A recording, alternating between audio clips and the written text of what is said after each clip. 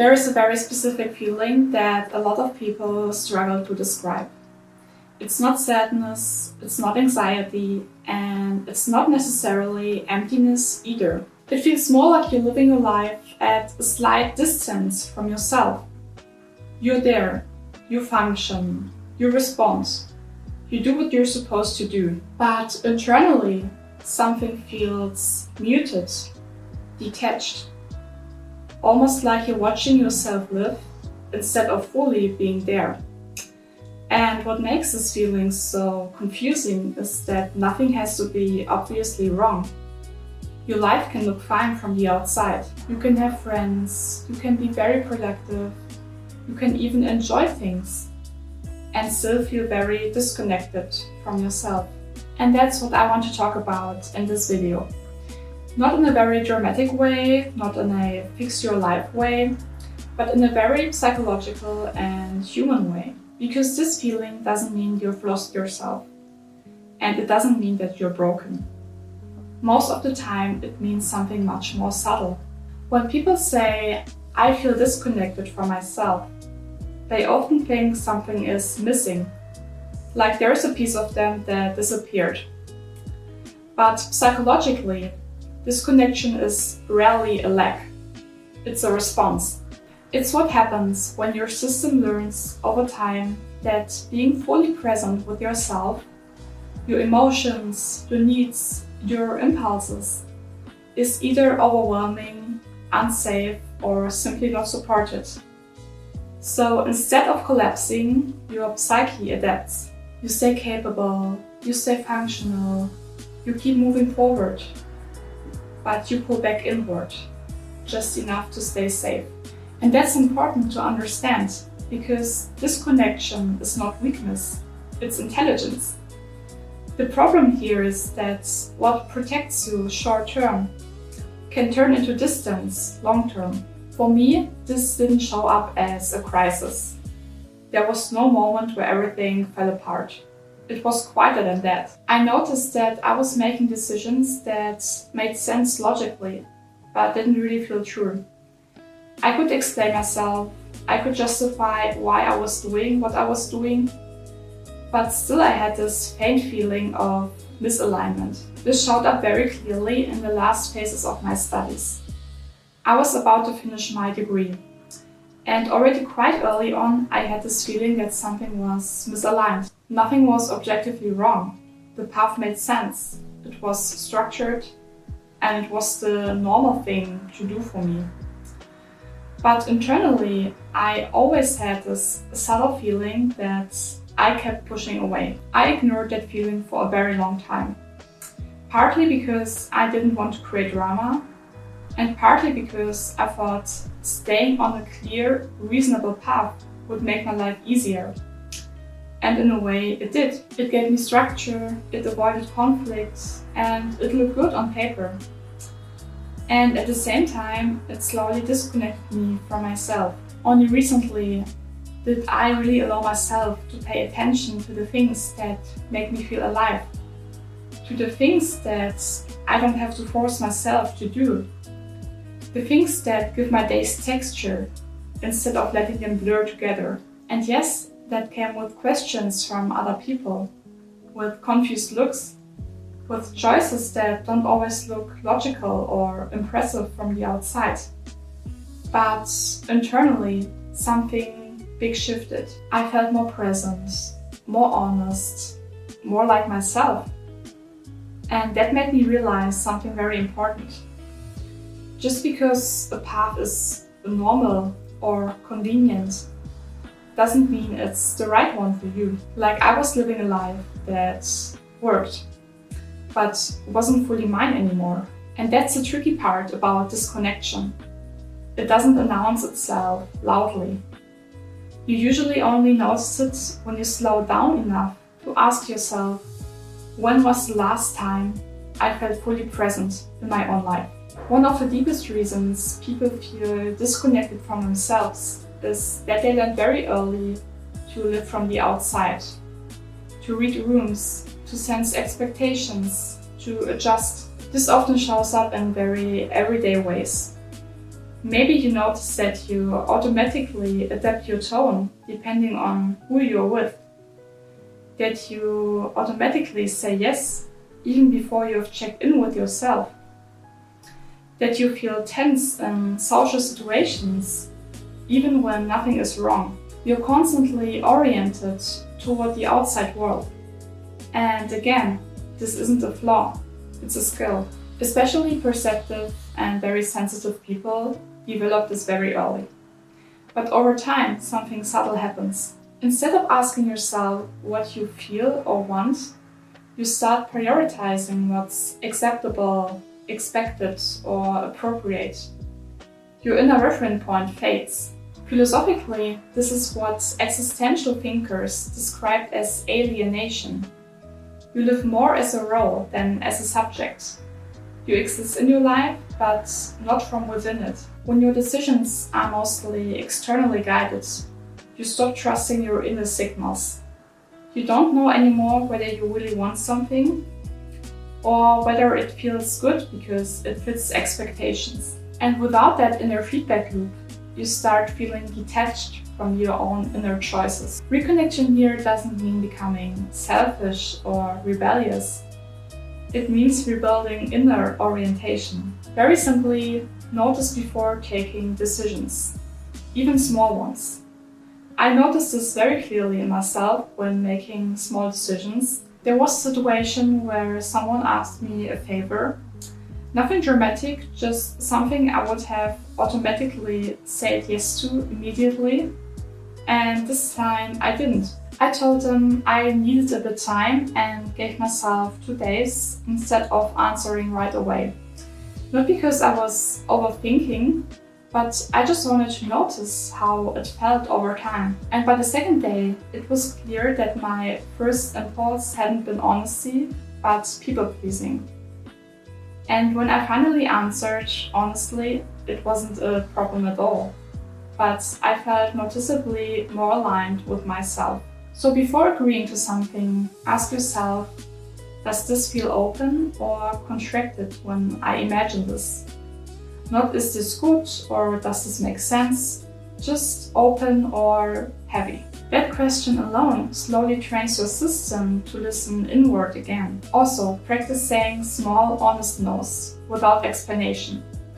Not dramatic ones, just quiet ones. That's how trust with yourself returns. Another reason disconnection happens is surprisingly simple, but deeply underestimated.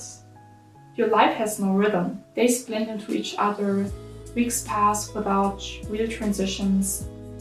There is movement, but no punctuation. Maybe you've experienced this feeling that time passes very quickly, but nothing really sticks.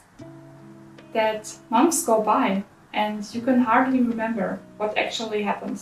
That's not because nothing happened, it's because nothing was marked.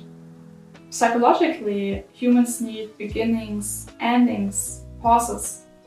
Without them, the psyche loses orientation. You don't know where you are internally anymore. That's why people feel lost, even when their life is stable. In Japanese philosophy, there is a deep respect for space and interval, which is called ma.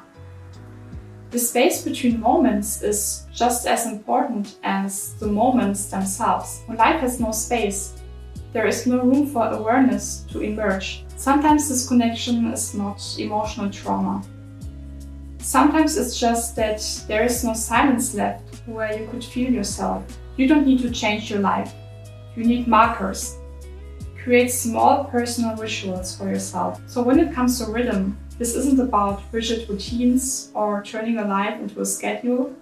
It's about creating orientation. Very simple markers that tell your system, this is where something begins and this is where something ends. One thing that helps a lot is consistency with time.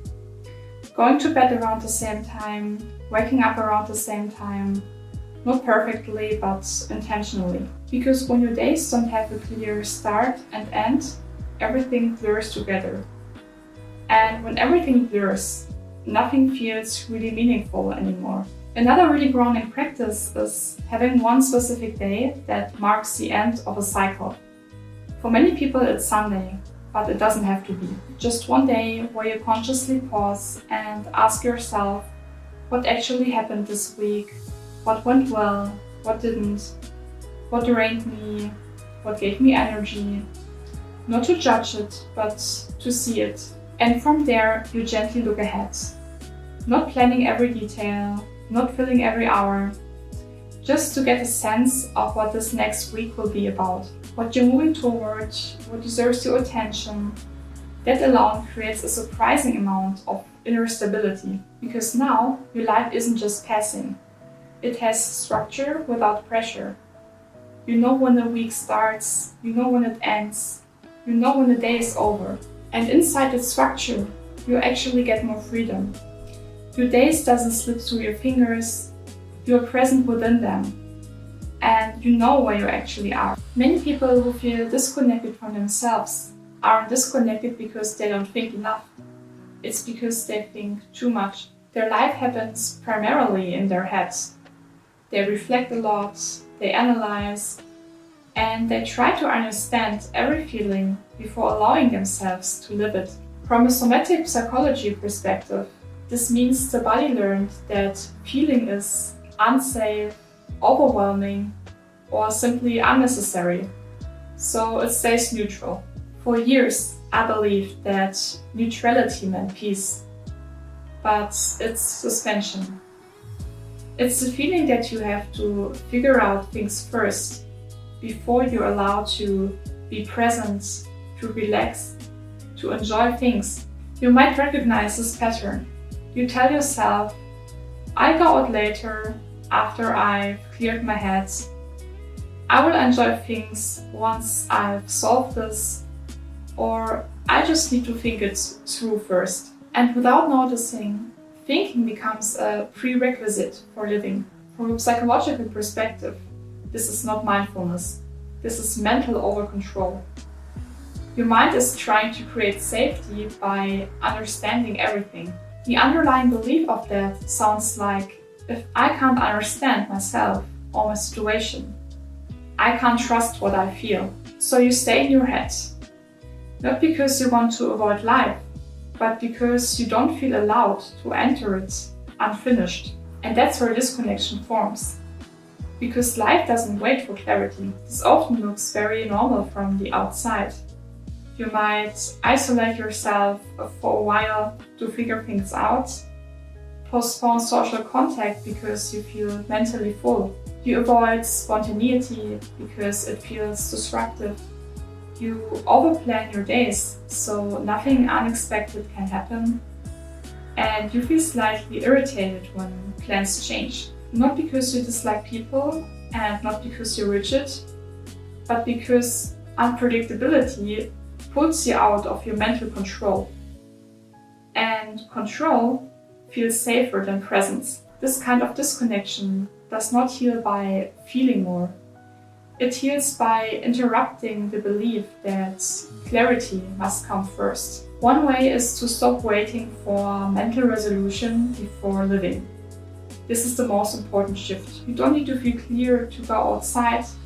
You don't need answers to meet someone. You don't need certainty to move. Practice doing things without inner permission. Not recklessly, but gently. For example, leaving the house without having a goal. Go for a walk without knowing why.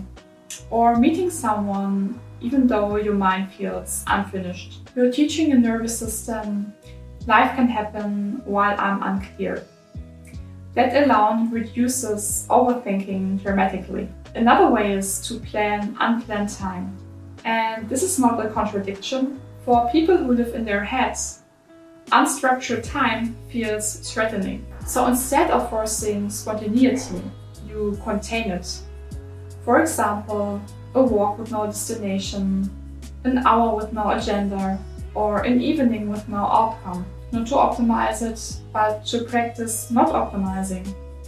This works because it creates safety for unpredictability. Often the issue isn't emotion, it's mental overload. If your to-do list has 10 items, your mind never rests. Even if it doesn't sound much at first, Try to reduce it to maybe three. Three priorities signal the day is manageable. And this creates mental space without needing emotional techniques. And less thinking means more presence. When you live too much in your head, isolation can sometimes feel necessary. But isolation can actually intensify disconnection. A very effective step is going to public places. Just be around people without interacting to them deeply. For example, you can go to a park, you can go to the gym, you can go to a coffee shop, not to socialize, but to remind your system that life exists beyond your inner dialogue. Presence doesn't always come from introspection. Sometimes it comes from re-entering the world. Now, this is the reframe that changes everything. You don't move because you're clear, but you get clear because you move. Understanding follows experience, not the other way around. And once you understand that, you stop postponing your life until you feel ready. These steps work because they don't try to silence the mind. They simply stop letting it decide whether life is allowed to happen. And slowly, the gap between thinking and living closes. Sometimes feeling disconnected from yourself doesn't mean that something is missing. It means that something no longer fits. And that's a very important distinction because a lot of people assume that they need to find something new, a new identity, a new purpose, a new direction. But often the real issue isn't that the next version of you is unclear. It's that the old one is still occupying all the space. You've outgrown a version of yourself, but you're still living inside its structure. The old environment, the old habits, the old relationships, the old beliefs about who you are allowed to be. So even if you imagine a new version of yourself, it stays an idea, a fantasy, because there is no room for it to actually exist. This is why so many people stay in this strange in-between state for years. They know that something doesn't fit anymore, but they also don't feel like they have become something new yet. And instead of seeing this as a natural transition, they try to skip ahead. They make vision boards, they imagine their future self, they write lists of who they want to be, and there's nothing wrong with that. But it avoids the hardest part. Because becoming someone new is not primarily about attraction, it's about letting go. And letting go is uncomfortable. Letting go means asking questions that don't feel aesthetic. Not who do I want to be, but what no longer belongs in my life. That's the ugly part. The part that doesn't look good on Pinterest.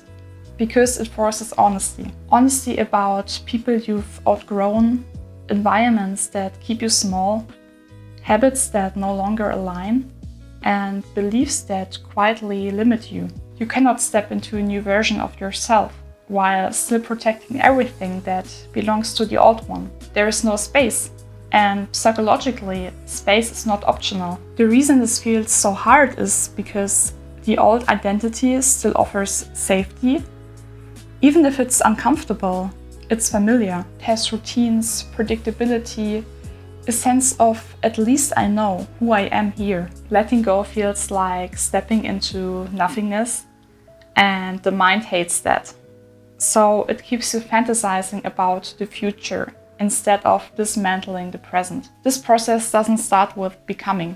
It starts with subtracting. Instead of asking every day, how can I become my next version? Try asking, what am I still holding on to that no longer fits? And then get very concrete. Not emotionally, but practically. First, you need to identify what needs to be released and not improved.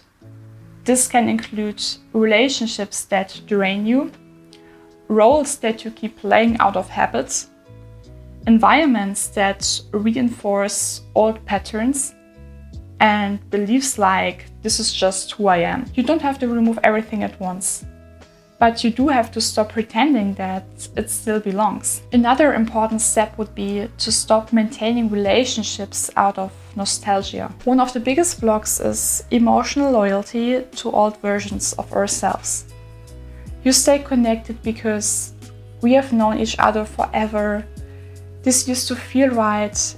They wouldn't understand the new me. But growth doesn't require explanation. It requires alignment. You don't need to cut off people dramatically. But you do need to stop organizing your life around relationships you've already outgrown. The third step is to make room before expecting change. A very simple but powerful question is, if the version of me I want to become showed up tomorrow, would my current life even have space for this version of myself? Time-wise, emotionally, and also mentally. And if the answer is no, then you know where the work is. Not in manifesting more, but in holding less. Step 4 is to define your next version by behavior, not fantasy. Instead of imagining how your future self looks or feels, ask, how does it behave on an average day? What does it tolerate and what not? What does it say no to? How does it spend his or her time? This grounds identity in action, not aesthetics. And then you start aligning your current life slowly in those behaviors. Letting go doesn't mean losing something good. It means releasing something that no longer belongs to you. And yes, it's uncomfortable. But disconnection often exists because you're holding on to a life that has already expired internally. Once you create space, something interesting happens. You don't have to force becoming. You don't have to attract anything. Clarity starts to appear naturally because now there's room for it. If you feel disconnected from yourself, it doesn't mean that you've lost yourself. It means that the way you've been living no longer allows you to feel yourself. And that's not failure. That's simply information. And you don't need to reinvent your whole life. You need honesty, space, and permission to move in your own pace. It's a relationship. And it begins the moment you stop ignoring what you already feel. If this resonated with you, thank you so much for staying until the end. And if you want more videos like this in the future, feel free to subscribe and leave a like. It really helps this kind of content reach the people who might need it. Take care, and I'll see you in the next one.